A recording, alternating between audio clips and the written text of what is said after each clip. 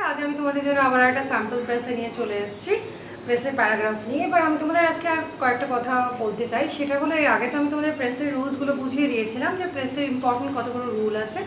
Word count, তারপরে হলো underline আর keyword, just with keyword and title. তারপরে আমি তোমাদের বলেছিলাম যে প্যারাগ্রাফ, প্রেসের প্যারাগ্রাফ, মেন প্যারাগ্রাফটা যেটা থাকে তাতে যদি কোনো একটা কিংবা দুটো প্যারাগ্রাফে সেটা যদি ডিভাইড করা থাকে, তোমাদের কিন্তু প্রেসি যে প্যারাগ্রাফটা সেটা কিন্তু একটা প্যারাগ্রাফের মধ্যেই কমপ্লিট করতে হবে। তোমরা কিন্তু একটা প্যারাগ্রাফের থেকে বেশি করতে পারবে না। প্লাস প্রেসি যেটা প্যারাগ্রাফ তৈরি করবে তাতে তোমরা তোমাদের নিজেদের কোনো বাইরের কোনো উদাহরণ কিংবা নিজেদের মনের কথা এগুলো লিখতে পারবে না। তোমাদের বেসিক্যালি যে মেইন প্যারাগ্রাফটা দেওয়া হবে সেটারই একটা ছোট সংস্করণ তৈরি করতে হবে। এবার আমি তোমাদের আর একটা কথা আজকে বলছি, সেটা বিশেষ করে আজকের এই প্রেসের প্যারাগ্রাফটার সাথে খুব সম্পর্কিত। সেটা হলো যে তোমরা কখনো কখনো এমন কিছু প্যারাগ্রাফ পাবে যেটার ওয়ার্ড টু ওয়ার্ড বাংলা করা সেটা মুশকিল, কারণ এক একটা ওয়ার্ডের একাধিক মানে থাকতে পারে এবং সেই যে একটা ওয়ার্ডের যে একটা পার্টিকুলার মানে আছে সেটা হয়তো সেই লাইন কিংবা সেই প্যারাগ্রাফটার ক্ষেত্রে প্রযোজ্য নয়। তাহলে তোমাকে কী করতে হবে, তোমাদের সেই প্যারাগ্রাফটার একটা বিষয়বস্তু যেটা সেটা বুঝতে হবে এবং সেটা বুঝে সেই অনুযায়ী তোমাদের প্রেসের প্যারাগ্রাফটা তৈরি করতে হবে। তাহলে আমি এবার আবার তোমাদের প্যারাগ্রাফটা পড়ে শোনাবো, সেটার মানেটা বোঝাবো, ইম্পর্টেন্ট লাইন্সগুলো আন্ডারলাইন করবো এবং তারপর আমরা প্রেসের প্যারাগ্রাফটা করব। তাহলে শুরু করে যাক এবার আমাদের প্যারাগ্রাফটা বোঝানো দিয়ে। তাহলে আমি এবার তোমাদের প্যারাগ্রাফটা পড়ে মানেটা বুঝিয়ে দেবো। We live in an age of great hurry and great speed. আমরা একটি অতি দ্রুততা ও গতিময় সময়ের মধ্যে বাস করছি। Man have lost their inward resources. Inward রিসোর্সের যদি আক্ষরিক অর্থ হয় তাহলে তার অর্থ হলো আভ্যন্তরীণ সংস্থান, কিন্তু এখানে বলছে যে মানুষ তার যে আভ্যন্তরীণ উপাদান কিংবা আভ্যন্তরীণ শক্তি সেটা মানুষ হারিয়ে ফেলেছে।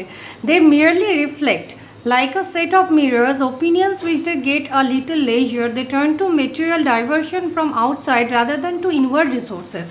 তারা কি করে, তারা কখনোই তাদের অভ্যন্তরীণ যে উপাদান আছে সেটি দেখে না, বরং তারা যখনই সময় পায় তারা নিজেদের আনন্দের জন্য জাগতিক বিষয়বস্তুর ওপর অনেক বেশি নির্ভর করে।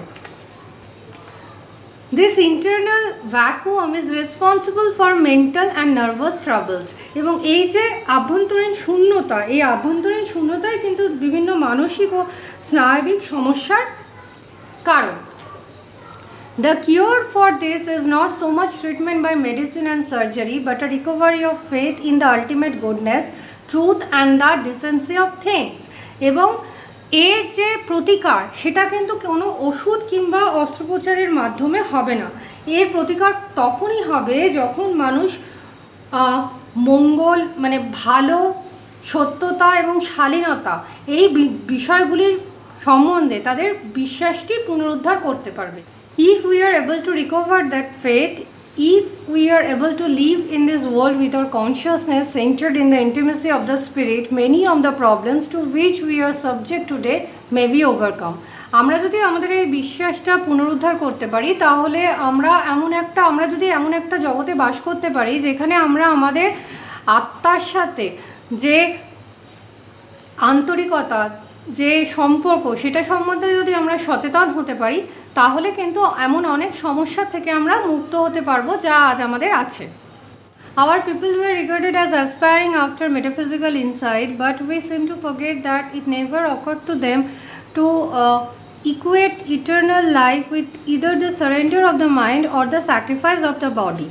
এই লাইনটার মাধ্যমে মূলত বোঝাচ্ছে যে আমরা যদি আধ্যাত্মিকতাকে বুঝতে চাই তাহলে এটা আমাদের ভুলে গেলে চলবে না যে এই আধ্যাত্মিকতাতে পৌঁছাতে গেলে বুঝতে হলে কিন্তু আমাদের মানসিক এবং শারীরিক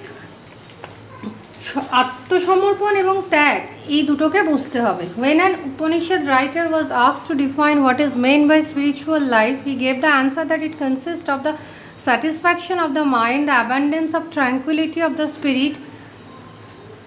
বলা হচ্ছে যে একজন উপনিষদের যিনি লেখক তাকে যখন জিজ্ঞেস করা হয়েছিল যে আধ্যাত্মিক জীবন বলতে কি বোঝায় তার সংজ্ঞা, তখন তিনি বলেছিলেন যে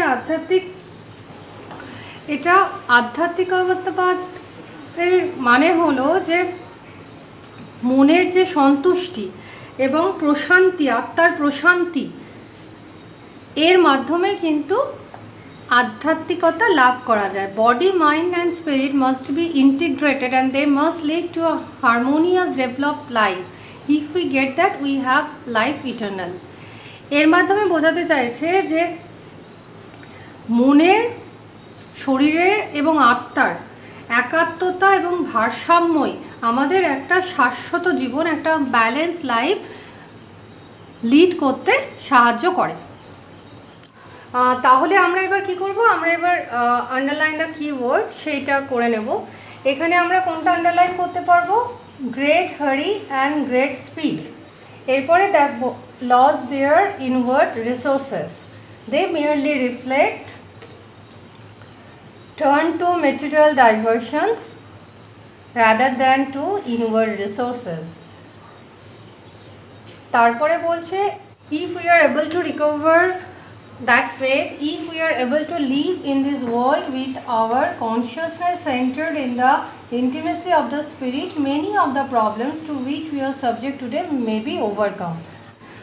এখানে আমরা কি কি আন্ডারলাইন করবো? As aspiring after metaphysical insight.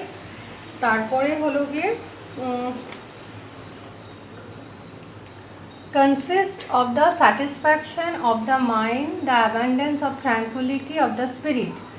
Body, mind and spirit must be integrated. If we get that, we have life eternal. এবার আমরা কিওয়ার্ডগুলো আন্ডারলাইন করে নিয়েছি। এবার আমরা দেখে নেব যে এগুলো দিয়ে আমরা আমাদের প্রেসিটা কিভাবে, প্রেসির প্যারাগ্রাফটা কিভাবে তৈরি করব। আজকে যে প্যারাগ্রাফটা তোমরা শুনলে, যেটা আমি বাংলাটাও তোমাদের বোঝালাম, কিন্তু একটা কথা, আমি তোমাদের আগে যে প্যারাগ্রাফগুলো প্রেসির মানে বুঝিয়েছি, পড়িয়েছি, সেটার থেকে এটা একটু আলাদা। এবং প্রথমেই আমি তোমাদের তাই বলে দিয়েছিলাম যে কিছু কিছু প্যারাগ্রাফের ক্ষেত্রে ওয়ার্ড বাই ওয়ার্ড বাংলা মানে করা কিংবা বাংলা মানে বোঝানোটা সবসময় সম্ভব হয় না, বরং তার বিষয়বস্তুটা বুঝে নিতে হয়। তো এখানেও এই প্যারাগ্রাফের যে বিষয়বস্তুটা সেটা আমি তোমাদের ছোট করে আরেকবার বলে দেবো। এখানে কি বলা হচ্ছে? এখানে বলা হচ্ছে যে আমাদের এই ব্যস্ততার জীবনে যখনই আমাদের আনন্দ পাওয়ার ইচ্ছা হয়, তখন আমরা আমাদের ভেতরের শক্তি, ভেতরের উপাদানের বদলে বাহ্যিক যে উপাদান সেগুলোর উপর অনেক বেশি ডিপেন্ড করি। এবং এই বাহ্যিক উপাদানকে পাওয়ার এবং সেখান থেকে আনন্দ পাওয়ার যে ইচ্ছা, সেখান থেকে কিন্তু আমাদের বিভিন্ন রকমের মানসিক, স্নায়বিক এবং বিভিন্ন রকমের অন্যান্য রকমের সমস্যাও দেখা দেয়। তাই এই আজকালকার দ্রুততার আর গতিময় জীবনের মধ্যে আমাদের আধ্যাত্মিকতার যে মূল্য, তার কথা বলা হচ্ছে যে আমাদের যদি সত্যি শান্তি এবং আনন্দের জীবনের দরকার থাকে, তাহলে বাহ্যিক বিষয়বস্তুর ওপর ডিপেন্ড করলে শুধু চলবে না, আমাদের কিন্তু নিজেদের আত্মার সাথে একটা বন্ধন গড়ে তোলার চেষ্টা করতে হবে। তো এই প্যারাগ্রাফটার মোটামুটি একটা জেস্ট হলো এই। এবার আমরা প্রেসের প্যারাগ্রাফটা পড়ে নেব। In this age of great hurry and speed, men have lost inward resources. They merely reflect and turn to metaphysical diversions from outside rather than inward resource, which is responsible for their mental and nervous troubles. If we reserve our faith in the goodness of life, we can overcome many of our problems. Our people try to seek metaphysical insight and spiritual bliss. For spiritual life, there should be a proper integration of body, mind and spirit. তোমাদের আমি প্রেসির প্যারাগ্রাফটা পড়ে দিয়ে শুনিয়েছি। এবার আমি দেখব, আমরা যাব প্রেসির রুলের যে 4 নম্বর পয়েন্টটা, অ্যাপ্রোপ্রিয়েট টাইটেল। সেটা এখানে একটা অ্যাপ্রোপ্রিয়েট টাইটেল কি দেওয়া যেতে পারে? Inward resources affinity with the spirit. তোমরা যদি এই প্যারাগ্রাফে কিছু বুঝে না থাকো কিংবা কোনো পার্টিকুলার ওয়ার্ডের মানে কিংবা কোনো লাইনের মানে যদি তোমাদের বুঝতে অসুবিধা হয়, তোমরা আমাকে কমেন্ট সেকশনে জানাতে পারো, আমি তোমাদের সেটা আবার বোঝানোর চেষ্টা করব।